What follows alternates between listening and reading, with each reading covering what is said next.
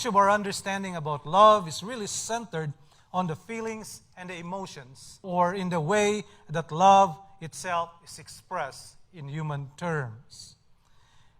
And I'm afraid that the popular notion of love in human relationships is what's really clouding our understanding of love in divine human relationships. I think we dwell on our notions of human relationships so much in order to make sense of what it is like for us to be related to God, or what it's like for us to love God. And this is probably why we think of loving God oftentimes as loving a parent, or loving a neighbor, or loving a friend, or as some modern worship songs would say, the lover of my soul. Now, these are not necessarily wrong ways to think about loving God. There is obviously some truth into all this, in all this. But I think the tendency to narrow our understanding of loving God to familiar categories is inadequate at best. I would like to invite you this morning, though, to explore the biblical idea of loving God, which you may find to be a bit different from the romantic, modern, popular notion of what love is. So in our reflection, I would like us not only to correct our misunderstanding of what it's like to love God, but also with the intention to prompt each one of us to reassess and reconfigure how we are expressing and demonstrating our love for God. As we reflect on Deuteronomy chapter 6, I would like to impart with you two principles for your consideration this morning. One, if God alone is your God, no one else but God alone deserves your supreme devotion. Two, you can only truly love God when you love Him singularly. God is only truly loved when He is loved singularly. The first, in essence, is really a confession that God is alone. The second one is a commitment to keep God alone as one's object of absolute love. Deuteronomy chapter 6 speaks of a time when the nation of Israel's journey in the wilderness is about to come to an end. This is towards the end of the 40-year wanderings in the desert. They are now nearing the promised land. They are just camped east of the Jordan River. They are now poised to take possession of the land that's been promised to Abraham. They are on the verge of arriving at their final destination. It's been 40 years, a journey that would have taken them probably about 30 to 40 days, has taken them 40 years. And they are now at the very end, at the final leg of this journey. Now, this is going to be a new chapter in the life of the nation of Israel, which obviously comes with it are new sets of challenges. So, Deuteronomy is essentially a collection of farewell speeches from Moses. And what he is doing is he's causing them to remember once again and summarizing for them, recapping the pertinent laws and commands. And sometimes here in this particular chapter, he's going to sort of distill everything or package everything in a concise manner so that it is something that people can take and easily remember as they move on to the promised land. He's also reviewing for us the history of Israel, in particular, God's dealings with the nation of Israel. As you would read later on in verse 12, Moses said, you guys are prone to forget. It's very important that you need to have a firm grasp of how you ended up in the promised land and what took place prior to all this. In essence, he's encouraging people to love the Lord, their God, with all their heart, their soul, and their strength. So it's not enough for them to simply claim or take possession of what has been promised to them, but there is an attached condition of some sort that they are to obey God, they are to follow God faithfully, they are to stick to the commandments of God, because it is in obedience that they would be able to continue to enjoy the blessing. Because if they forsake God, they're going to end up experiencing the curses of the covenant. So let me read that to you, beginning with verse 1. These are the commands, the decrees, the laws the Lord your God directed me to teach you to observe in the land that you are crossing the Jordan to possess. So that, in verse 2, your children and their children after them may fear the Lord your God as long as you live, by keeping their decrees and commands that they give you, so that you may enjoy long life. You would notice right away that what they're going to experience is very similar to what we all experience, with the passing of time. God is aware that once they get to their destination, they might become so comfortable, and they would forget about the demands and the requirements of the covenants, and they would fall into spiritual procrastination and forget everything that they've been told to do. To prevent that, Moses wants them to learn once again all these laws, familiarize themselves, and master these laws, so that the result is they do not disobey God. Instead, they stick, and that they would continue to enjoy the promises or the blessings of the covenant. Here, Israel, be careful to obey, in verse 3, that it may go well with you, and that you may increase greatly in a land flowing with milk and honey, just as the Lord, the God of your ancestors, promised you. We know that in the book of Exodus and also the book of Leviticus, and even in Numbers, we read about the different laws, decrees, and commandments that God has given to Israel through Moses. I mean, there's plenty of them. But what you're going to get in chapter 6 of Deuteronomy is the essence of everything that God has given to Moses in terms of decrees and laws. If Exodus chapter 20, the Ten Commandments, is a distillation of everything that God has commanded Moses, Deuteronomy chapter 6 verse 5, or also known among the Jews as the Shema, is the essence of everything that God has told Moses for Israel to do. So let me focus there this morning in verse 5. Starting with verse 4, it says, "Hear, O Israel, the Lord our God, the Lord is one. Love the Lord your God with all your heart, with all your soul, and with all your strength." As I have said, this is really the essence. It's an expression of what Israel's faith is all about. One, it has a declaration of who God is, being one in essence, and also it speaks of Israel's duty toward God, that is, to love God. The law in itself, or in general, really stands as a paradigm. It's not a complete listing of everything that you can do in order to please God, but it's meant to establish some kind of a model for people to adhere in order to remain under the graces of God in that covenant relationship. What is presupposed in this particular command is that there is an existing relationship already with Israel. And this is where we, I think, often get it wrong. These commandments are not meant for us to be established before God to enjoy a relationship with God. The commands, the decrees, the exhortations, and everything that we are commanded to do in the Bible were never meant at all to bring man and God together. What they are meant, as in the case of the Mosaic law, is that they're meant to define what it's like to be related to God.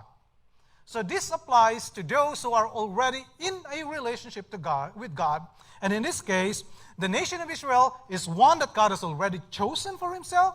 In fact, he has acted on their behalf by taking them out of slavery of Egypt to bring them to this promised land. So what God is saying is that this is not meant for you guys to think that you are in a relationship with me or that we would start a relationship together, but we are in a relationship. I am your God. You are my people. You are my children. This is what I'm going to do as God in their commitment, in the covenant. I'm going to protect you. I'm going to provide you a land. I'm going to go with you wherever you will be. Your enemies will not stand against you. And after saying all that, God is now expecting for the people of Israel to respond by loving Him with all their heart, soul, and mind. So what are they to do? They are to love God. But again, what I would like for you not to do, as you are reading through this, is to associate it with modern romantic notions of love. That is not a good reading of any ancient text, to bring in modern dictionary meanings and try to fit it in, that we call that anachronism. You cannot utilize conceptions that are prevalent in our modern day times and bring them over to this passage and says, this is what it means to love God. What it means to love God will be defined by the context of Deuteronomy. And to be straightforward about this, what it means to love God in this context is to obey God. Now, that doesn't mean that it's an act that is devoid of emotional or devoid of emotions, or that there is no passion involved. But what you will find is that this word love is associated with many other things that has nothing to do with the modern notion of love. Okay? But of course, this is not the only place where love is spoken of. And in fact, this kind of love is quite specific because it's talking about love for God. Of course, we would have to go to the other passages in the Bible to speak of love in marriage or loving our fellow neighbors and things like that. But in this case, let's try to narrow it down in terms of defining what love is all about, especially when it is directed towards God. What they are to do is they are to keep the obligation, keep the demands, to obey, and to be loyal to God. If you are to love God in this context, that's what you do. Because this is love that is directed to your overlord or to your king, and being the subject, this is the kind of love that you can offer to your king. Now, that may sound a bit restrictive, but that is really where these things are coming from, and I think it's only proper that we allow that to inform our understanding of this particular passage. So, how are they to love God? How should loving God be done in that particular context? So you have the command to love God, and then it's followed by the manner by which this command is to be carried out. But before we go there, let me just come back and survey some of the ideas that are associated with love in this particular book. If you look at love as it is correlated with other terms, in chapter 11, for example, of the same book, it means to hold fast. In another passage, chapter 30, it is about listening to His voice. In chapter 10 again, it's about fearing, it's about walking in His ways, and it's about serving Him. So these are the verbs or actions that are also associated with loving God. So for example, when it speaks of God loving Israel, since we're talking about a covenant, we have two parties involved here. So in order for us to understand how the other party should behave or love the other party, in this case God, we need to understand how God loved Israel first. We see that, for example, in chapter 4, that God is the one who chose Israel and their descendants, that it was God, Yahweh, who delivered Israel in chapter 7. And we also know in the same chapter that God loves Israel. That's why He blessed their families, their crops, and their herds. We also know in chapter 10 that God loves the nation of Israel in their wandering. He gave them food and clothing. We also know that God is the one who took them out of slavery. So these acts of God are associated with God's expression or demonstration of His love towards the nation of Israel. So coming back to their obligation towards God, that should color or inform our understanding of what they are to do in relation to God. So in this case, the intensity of their love for Yahweh would have to be something that would come or that should emanate from their heart, their soul, and their strength. Now, the common sense understanding of this is to treat this as psychological categories. And so people would argue, for example, that a person or a human being is a tripartite being with body, soul, and spirit. Now, that's another form of reading modern ideas into the ancient text, right? That may not be the best way to understand these phrases that says, with soul, with heart, with soul, and mind. As you would notice when Jesus cited this, for example, he added the term with mind. And I'm not going to get into that, but perhaps the idea there is to really simply expand the notion that what is involved in loving God is the totality of one's being. But in Deuteronomy chapter 6, there's something else that's going on. The word that is translated as heart in the English language is really the word that speaks of the person's inner being. It speaks of the seat of one's emotion, at the same time, the seat of one's volition and will. So this is not just heart as in a place where you feel something, but it's a lot more in the Hebrew mind. Okay, I know in different cultures you have different parts of your body that are associated with your emotions. You know, like in some languages, you love somebody with all your kidneys or something like that. Or out of my intestines that I care for you or something like that. But these are conventions that languages and cultures use. But in the Hebrew mind, when they speak of the heart, it's a lot broader, and it speaks of something that is truly internal. So we are to love God internally. So this is an internal disposition then. Okay? This is something that springs out of one's person's inner being. The second phrase is, you have to love God with all your soul. Now, this is where we kind of get confused, because when we think of soul, aside from the genre of music, we think of soul as a general reference to what is going on inside. Now, literally, the word that is translated as soul here is the word literally for breath, or something that is inhaled. But we know that it's figurative. In Genesis, it's also use of life, right? You have breath, it means you have life in you. But at times, in a figurative sense, it speaks of the person itself. Okay, like in the English equivalent, perhaps roughly you would say 10 souls perished in that accident. Right? You're not talking about their spirits, right? You're talking about the persons involved in that particular accident. It's similar to that. Not really equivalent, but similar to that. So here's what he's doing here. There is some kind of an outward progression. You love God with what is inside of you, and then you love God with your person and being. Okay? So it's more of a centrifugal, if you want the fancy term, progression from something that is inside, it's outwardly now involving the whole person. And now we get to the phrase, with all your strength. Strength obviously speaks of power, but this particular word is used only as a noun in another passage in the book of Kings. But at times when it is used as an adverb, that is to qualify a verb, it speaks of something that is exceeding or something that is great. If you survey the usage of this word outside of the Old Testament, the language that are parallel to the Hebrew language, you would find that its usage is often associated with socioeconomic power.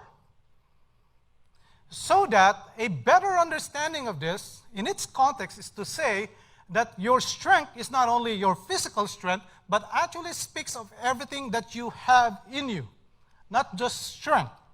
And for them, in this context, it would involve everything, like your household, your family, and all your possession. So are you catching the drift now? You are to love your God from the inside and with your whole being, your whole person, and with everything that you've got. In plain English, it's to say, love God with all that you are and with all that you have. We have to go through a long route to arrive at that, right? But that's what it actually means. And that is why you would see the emphasis, for example, in the following verses on families and the role of parents in inculcating to their children this love of God. In essence, what's being asked here of the nation of Israel is they are to be devoted to God, that their loyalty would have to be undivided, that they are uncompromising in their obedience to God, and this disposition or attitude would have to inform every aspect and every level of their life. If your life is to be exclusively committed to God, if you are granting God exclusive rights over your life, then you're going to choose also not to let other things or other people to distract you, that you would safeguard yourself and prevent yourself from being led away from this commitment. You see, unless our life, our heart, and everything that we are is wholly given to God, unless such is the case, love will never be true when it comes to God. In fact, perhaps another way to address this is to ask ourselves, what is it that's keeping me from singularly loving God? There's probably 3 different scenarios. Probably in your case, it's a case of a crowded heart. You have so many commitments already. You have allowed for things, circumstances, jobs. You have promised yourselves, overcommitted your resources. You have allowed so many things to take their role and place in your tiny little heart. And it's so crowded. And God becomes just one of the little items inside your heart. He's attractive and worth looking at when things are bad, but when things are okay, you kind of forget God. It's just one of those little items within your crowded heart. And perhaps for some of you, it's the case of a disordered heart. Yes, I know I love God. Yes, I know I honor God, I worship God, but I'm just not able to put everything in its right priorities and sequence. We're okay because we're kind of confident that we love God. But in reality, if you are going to map out or come up with some kind of a categorization of everything that you love in this world, God doesn't really come up on top. He's somewhere down the line, but never on top. You have a disordered heart. For some of us, it's probably a divided heart. There's an area, an aspect of our life that's just been dominated. And everything is just focused on this thing other than God. And God is content to occupy a tiny bit and a tiny slice of your heart at the very corner. But everything else in your heart is about money, perhaps, about a relationship, about a dream. But it's other than God, then you have a divided heart. If we are to learn to love God, and if we are indeed serious in making it real for us, that we love God only and nothing else, then we would have to think of that love in terms of an exclusive, undying, undivided, uncompromising commitment to God.